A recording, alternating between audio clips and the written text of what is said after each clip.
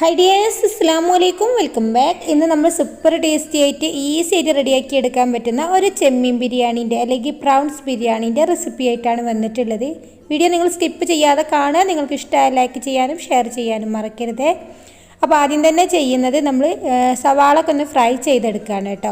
അപ്പോൾ അതിനായിട്ട് ഞാനിതാ ഒരു പാത്രത്തിലേക്ക് കുറച്ച് ഓയിൽ ഒഴിച്ചു കൊടുത്തിട്ടുണ്ട്. അപ്പോൾ സവാള ഫ്രൈ ചെയ്തെടുക്കാൻ ആവശ്യമായിട്ടുള്ള ഓയിൽ ഒഴിച്ചു കൊടുക്കുക. ഒരു 3 വലിയ സവാളയാണ് കേട്ടോ എടുത്തിട്ടുള്ളത്.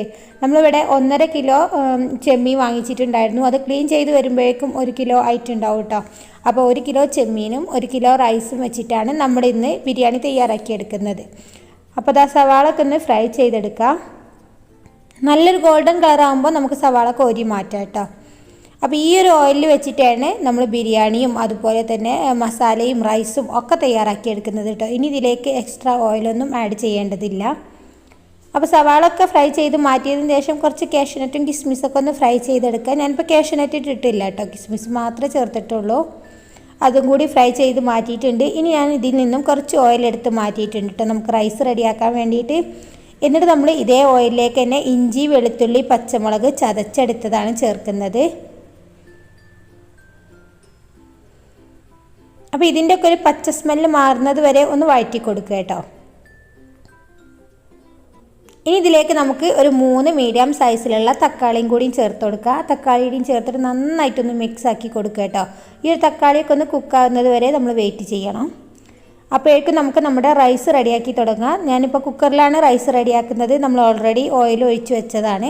അപ്പോൾ നന്നായിട്ട് ചൂടാക്കിയതിന് ശേഷം ഇതിലേക്കുള്ള സ്പൈസസ് ആയിട്ടുള്ള ഗ്രാമ്പൂ, പട്ട, ഏലക്ക, പാലീഫ് ഒക്കെ ചേർത്തിട്ടുണ്ട്. ഇനി ഇതിലേക്ക് നമ്മൾ ഈ ഒരു കപ്പിന് 4 കപ്പ് അരിയാണ് എടുത്തത് കേട്ടോ. അപ്പോൾ 8 കപ്പ് വെള്ളം ഒഴിച്ചു കൊടുത്തിട്ടുണ്ട്. ഇതിലേക്ക് ആവശ്യമായിട്ടുള്ള ഉപ്പും കൂടി ചേർത്തിട്ട് നന്നായിട്ട് തിളച്ചതിന് ശേഷം നമ്മൾ കഴുകി വൃത്തിയാക്കി വെച്ച അരിയും കൂടിയും ചേർത്ത് കൊടുക്കാം.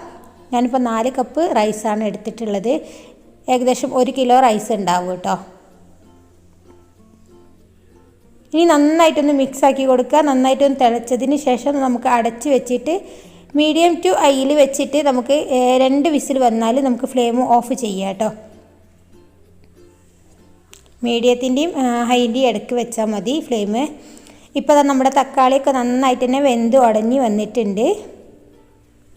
ഇനി ഇതിലേക്ക് നമുക്ക് മസാല പൗഡേഴ്സ് ചേർത്ത് കൊടുക്കുക. ഒരു 1/2 ടീസ്പൂണോളം മഞ്ഞൾപ്പൊടി ചേർക്കുന്നുണ്ട്. അതുപോലെ തന്നെ 1 ടീസ്പൂൺ മുളക് പൊടി ചേർക്കുന്നുണ്ട് കേട്ടോ. അപ്പോൾ നിങ്ങൾ എരിവിനനുസരിച്ച് മുളക് പൊടി ചേർത്ത് കൊടുക്കുക.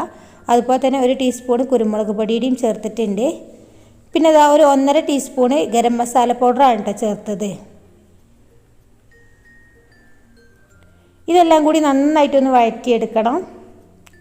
ഇതിലേക്ക് നമുക്ക് ആവശ്യത്തിനുള്ള ഉപ്പും കൂടി ചേർത്ത് കൊടുക്കുക. എന്നിട്ട് ഈ ഒരു മസാലേൻ്റെ പച്ച സ്മെല്ലൊക്കെ മാറുന്നത് വരെ ഒന്ന് വഴറ്റിയെടുക്കുക. ഇപ്പോൾ ആ മസാല പൗഡേഴ്സൊക്കെ നന്നായിട്ട് തന്നെ വഴന്ന് വന്നിട്ടുണ്ട്. എണ്ണയൊക്കെ തിളഞ്ഞ് വരാൻ തുടങ്ങുമ്പോൾ നമ്മൾ ഫ്രൈ ചെയ്ത് മാറ്റി വെച്ച സവാളയിൽ നിന്നും 1/4 ഭാഗം നമുക്ക് ഇതിലേക്ക് ചേർത്ത് കൊടുക്കുക. 1/4 ഭാഗം മാറ്റി വെക്കുന്നുണ്ട് നമുക്ക് റൈസിലേക്ക് ചേർക്കാൻ വേണ്ടിയിട്ട്. ഇനി ഇതിലേക്ക് കുറച്ച് മല്ലിയിലയും അതുപോലെ തന്നെ കുറച്ച് പുതിനയിലയും ചേർത്ത് കൊടുക്കുക. പുതിനയില കുറച്ച് മതി കേട്ടോ. അപ്പോൾ അതിൻ്റെ ഇരട്ടി നമുക്ക് മല്ലിയില എടുക്കുക. എന്നിട്ട് നമുക്ക് നന്നായിട്ടൊന്ന് അടച്ച് വെച്ചിട്ട് ജസ്റ്റ് ഒന്ന് റൈസ് വേവുന്നത് വരെ ഒന്ന് വെയിറ്റ് ചെയ്യുക കേട്ടോ. ഈ ഒരു സമയത്ത് നമുക്ക് ഫ്ലെയിം ഓഫ് ചെയ്യാവുന്നതാണ്. അപ്പോൾ റൈസൊക്കെ റെഡിയായതിന് ശേഷമാണ് നമ്മൾ പ്രൗൺസ് നമ്മുടെ മസാലയിലേക്ക് ചേർക്കുന്നത് കേട്ടോ. നമ്മളിതിൽ പ്രൗൺസ് ഫ്രൈ ചെയ്തെടുത്തിട്ടൊന്നുമില്ല. അപ്പോൾ അതാ നമ്മുടെ റൈസൊക്കെ റെഡി ആയപ്പോൾ നമ്മൾ വീണ്ടും ഫ്ലെയിം ഓൺ ചെയ്തിട്ട് നമ്മൾ റെഡിയാക്കി വെച്ച ചെമ്മീൻ ചേർത്ത് കൊടുക്കുന്നുണ്ട്. അപ്പോൾ ഞാനിവിടെ ഈ തലേൻ്റെ ഭാഗത്തുള്ള സ്കിന്നൊക്കെ ഒഴിവാക്കിയിട്ട് അത് അങ്ങനെ തന്നെ എടുത്തിട്ടുണ്ട് കേട്ടോ. അതൊരു പ്രത്യേക ടേസ്റ്റാണ് ബിരിയാണിയിലേക്കൊക്കെ അത് വരുമ്പോൾ. ഇനി നമുക്ക് നമ്മുടെ മസാലയും അതുപോലെ തന്നെ നമ്മുടെ ഈ ഒരു ചെമ്മീനുമായിട്ട് നന്നായിട്ടൊന്ന് മിക്സ് ആക്കി കൊടുക്കാം. അപ്പോൾ എല്ലാവർക്കും അറിയാവുന്നതാണ്, ഓവറായിട്ട് കുക്കാവേണ്ട ആവശ്യമില്ല നമ്മൾ പ്രൗൺസ്. അപ്പോൾ അതിൻ്റെ ടേസ്റ്റൊക്കെ കുറയാണ് ചെയ്യുക കേട്ടോ. അപ്പോൾ അത് നന്നായിട്ടൊന്ന് മിക്സായി വന്നിട്ടുണ്ട്. ഇതിലേക്ക് ആവശ്യത്തിനുള്ള ഉപ്പും ചേർത്തെടുത്തിട്ടുണ്ട്. ഇനി നമുക്കിത് കുക്കാവുന്നതിൻ്റെ മുമ്പ് തന്നെ ഇതിൻ്റെ മുകളിലോട്ട് നമ്മൾ റെഡിയാക്കി വെച്ച റൈസ് ചേർത്ത് കൊടുക്കുക. അപ്പോൾ റൈസിൽ നിന്നും പകുതി ഞാൻ ആദ്യം ചേർത്ത് കൊടുക്കുന്നുണ്ട്. എന്നിട്ട് നമ്മൾ നേരത്തെ ഫ്രൈ ചെയ്ത് വെച്ച കാഷ്യൂനട്ടും അതുപോലെ കിസ്മിസും സവാളയൊക്കെ ഇല്ലേ, അതൊക്കെ ചേർത്ത് കൊടുക്കുക.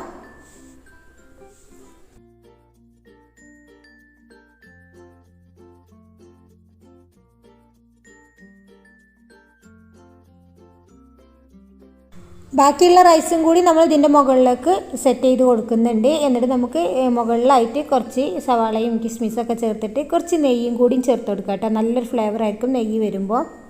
അതുപോലെ തന്നെ ഒരു ഹാഫ് ലെമണും ഇതിൻ്റെ മുകളിലോട്ട് ആക്കി കൊടുക്കുന്നുണ്ട് കേട്ടോ. അപ്പോൾ ഇങ്ങനെ ചെയ്യുമ്പോൾ നമ്മൾ റൈസിന് ഒരു പ്രത്യേക ടേസ്റ്റ് ആയിരിക്കും. ഇനി നമുക്കിത് അടച്ച് വെച്ചിട്ട് ഒരു 10 മിനിറ്റ് മീഡിയം ടു ലോയിൽ വെച്ചിട്ടൊന്ന് ദം ചെയ്തെടുക്കുകയാണ് വേണ്ടത്. നമ്മൾ 10 മിനിറ്റ് ദം ചെയ്തെടുത്തതിന് ശേഷം ഒരു 15 മിനിറ്റ് നമ്മളിത് ഓപ്പൺ ആക്കാതെ വെക്കണം കേട്ടോ. 15 മിനിറ്റിന് ശേഷമാണ് നമ്മളിത് ഓപ്പൺ ആക്കേണ്ടത്. അപ്പോഴാണ് നല്ലൊരു ഫ്ലേവറൊക്കെ ഇതിലേക്ക് വന്നിട്ടുണ്ടാവുക. എന്നിട്ട് നമ്മൾ റൈസും അതുപോലെ തന്നെ ഈ ഒരു ചെമ്മീൻ്റെ മസാലയും എല്ലാം കൂടി മിക്സ് ചെയ്തെടുക്കുകയാണ് കേട്ടോ ചെയ്യുക. അപ്പോൾ നല്ല ടേസ്റ്റി ആയിട്ട് ഈസി ആയിട്ട് റെഡിയാക്കി എടുക്കാൻ പറ്റുന്ന ഒരു ചെമ്മീൻ ബിരിയാണിയാണ്. നമ്മൾ ഫ്രൈ ചെയ്തിട്ടൊക്കെ ചെമ്മീൻ ബിരിയാണി റെഡിയാക്കുന്നേക്കാളും ടേസ്റ്റ് ഉണ്ട് കേട്ടോ ഈ ഒരു രീതിയിൽ ചെയ്തെടുത്തപ്പോൾ. അപ്പോൾ നിങ്ങൾ ഇതുവരെ ഇങ്ങനെ ട്രൈ ചെയ്ത് നോക്കിയിട്ടില്ലെങ്കിൽ ഉറപ്പായിട്ടൊന്ന് ട്രൈ ചെയ്ത് നോക്കുന്നുണ്ടോ, എന്നിട്ട് ഫീഡ്ബാക്ക് അറിയിക്കാനും മറക്കരുത് കേട്ടോ. നമ്മൾ ഉച്ചക്കൊക്കെ റെഡിയാക്കിയിട്ടുള്ള ബിരിയാണി ആണെങ്കിൽ ഇത് രാത്രിയിട്ട് നമ്മൾ ചെറുതായിട്ടൊന്ന് ചൂടാക്കിയിട്ട് കഴിക്കുകയാണെങ്കിൽ നല്ല ടേസ്റ്റ് ആയിരിക്കും കേട്ടോ. അപ്പോൾ ഇത്രയൊക്കെയുള്ളൂ നമ്മുടെ ഇന്നത്തെ വീഡിയോ എന്ന് പറയുന്നത്. ഇൻഷാ അല്ലാഹ് നല്ലൊരു വീഡിയോസുമായിട്ട് അടുത്ത് തന്നെ വരാം. അതുവരേക്കും താങ്ക് യു ഫോർ വാച്ചിങ്.